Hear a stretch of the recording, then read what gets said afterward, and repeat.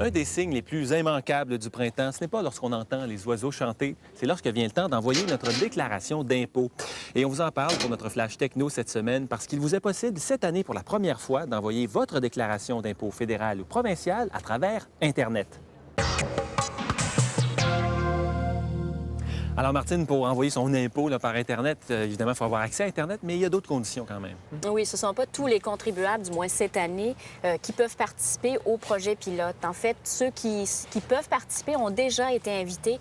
Ils ont reçu, avec leur étiquette qui leur vient du ministère du Revenu du Québec et de Revenu Canada, ils ont reçu donc un code d'accès qui leur permettra de transmettre leur déclaration de revenus par Internet. Si on n'a pas reçu ce code d'accès et qu'on voudrait quand même participer au projet pilote, il faut faire la demande d'un code d'accès par téléphone aux différents ministères.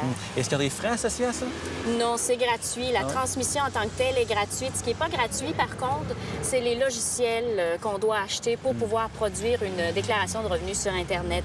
Et ce qu'il faut savoir avant de se procurer un de ces logiciels-là, c'est que ce ne sont pas tous les logiciels qui sont approuvés par les différents ministères. Alors, on doit se rendre sur les sites web des ministères et vérifier si le logiciel qui nous intéresse fait partie de la liste. Bon, et il semble que ce n'est pas aussi facile que les logiciels nous le disent, hein, de remplir sa déclaration et de l'envoyer par Internet. C'est encore compliqué, effectivement. Il y a le logiciel qui est pas le plus rapide, mais le plus populaire pour l'instant. Ça s'appelle Impôt rapide de la compagnie Intuit.